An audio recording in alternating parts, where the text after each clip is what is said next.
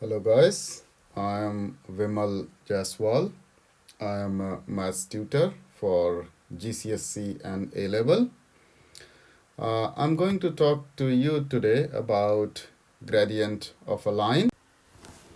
So gradient is also known as slope or sometimes called as inclination.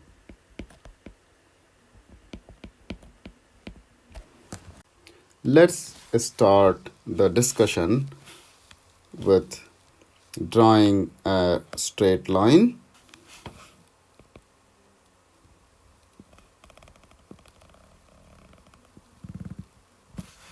This is an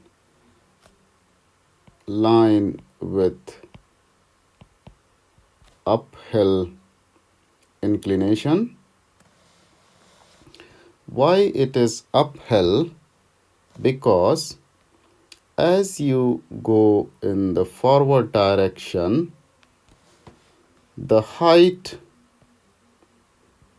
of this mountain sort of line keeps on increasing, and that's how it is called uphill. When the line is uphill, the gradient is positive. Let's talk about another scenario when the line is drawn downhill, which is something like this. Why it is downhill? Because as you move forward in the x-axis, the height of the line keeps on decreasing further. So as you move into this direction, the height, which was initially this in the first step, has been further decreased to next level. And in this kind of situation, this line is downhill, and in this case, the slope would be always negative. There are two other situations. In first case, it could be a planar surface like this, and in this case the slope would be 0, and another situation can arise where the line is completely vertical. In this case, the slope would be infinity. So altogether, I have discussed about 4 scenarios. The first one is uphill, where the slope is positive. Second case is downhill, where the slope is negative. Third one is planar, where slope is 0. And fourth case is vertical, where slope is infinity. Now let's talk about how to quantify a gradient or how to calculate a gradient of a line. To start with, I will draw a coordinate system.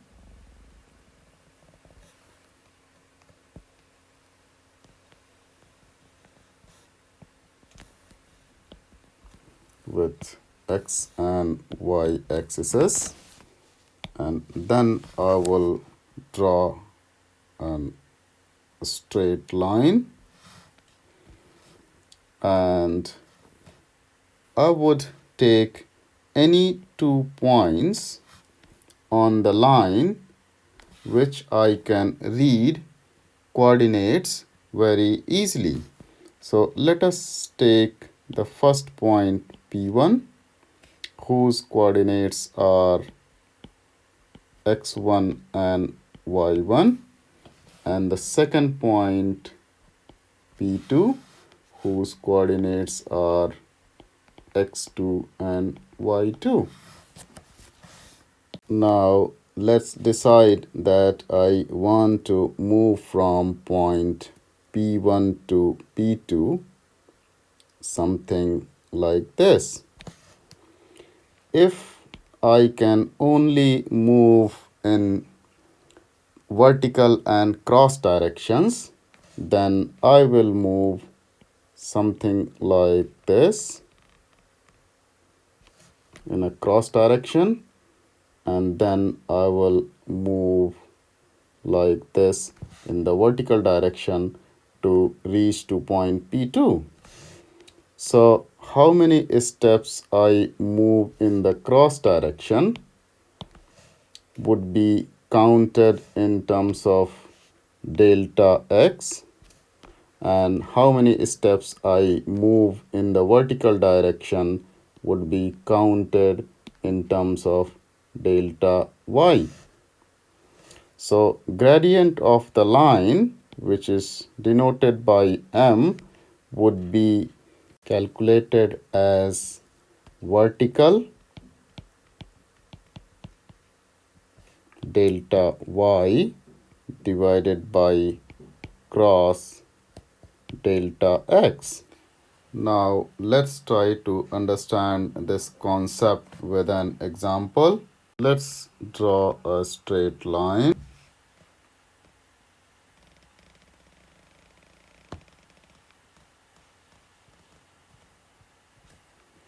The two convenient points which I can read on the straight line could be one here and another here. The coordinates of these points are -3 and -1, whereas coordinates of this point are 6, 3. Let's denote the point with P1 and P2, and I am planning to move from P1 to P2 in this direction. If we are moving in cross and vertical directions only, then I would move in this direction first in the cross, and then I would move in the vertical direction to reach to point P2. The distance traveled in the cross direction is delta x, and that is equal to 9 steps, whereas the distance traveled in y direction, vertical direction, is delta y, and that is equal to 4 units. Now the gradient of the line would be defined as m is equal to delta y by delta x, which is equal to 4 by 9. Let's take another scenario when the gradient is negative or the line is downhill. Let's start with a line.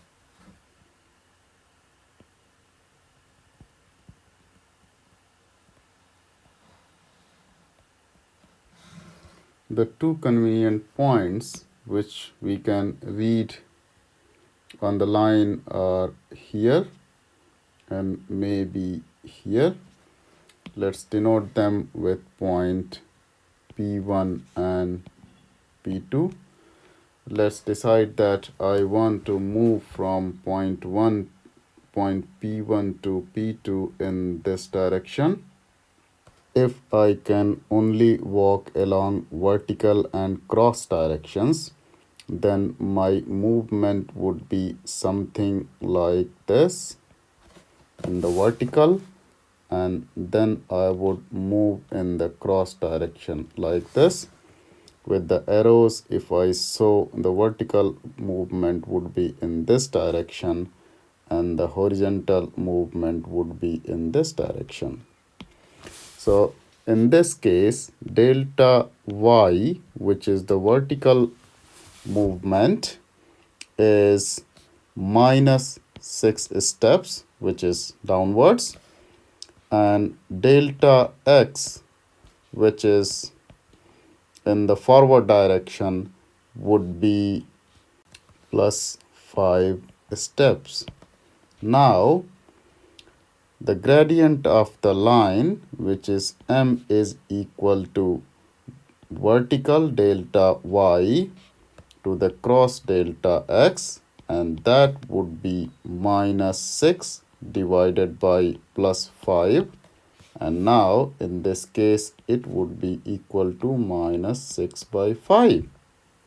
It should be noted that the gradient calculation for downhill line is negative. Let's summarize all that what we have learned till now. So gradient of a straight line which is horizontal is 0, m is equal to 0. As the line is rotated, the gradient increases.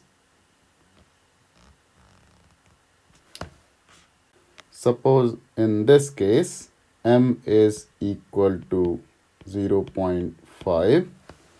As it rotates further,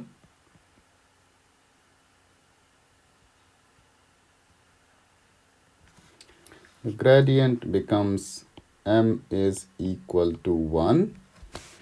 The further rotation of the line makes gradient more than equal to 1.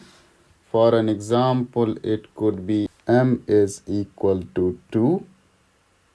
The further increase of the orientation, it may make m is equal to infinity.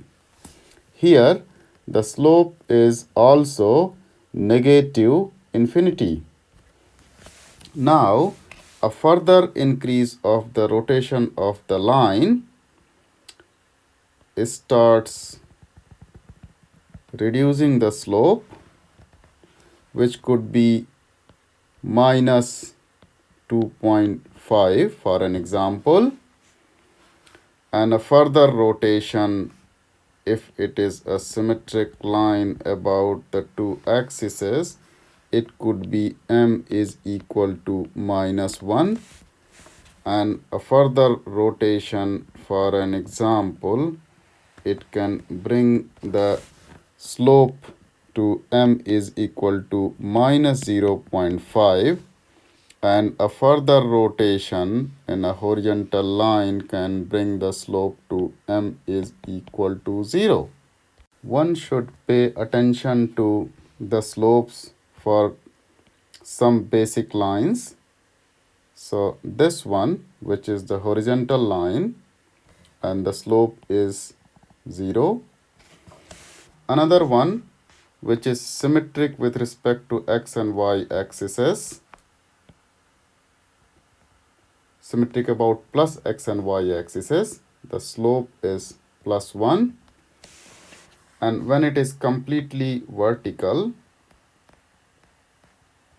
the slope is plus infinity or minus infinity. And when it is symmetric with respect to plus y or minus x axis, which is this line, in this case, the gradient is minus 1. With this small video clip, I have tried to present you the concept of a gradient and gradient calculation. Hope you liked this video. Thank you. Thanks for listening.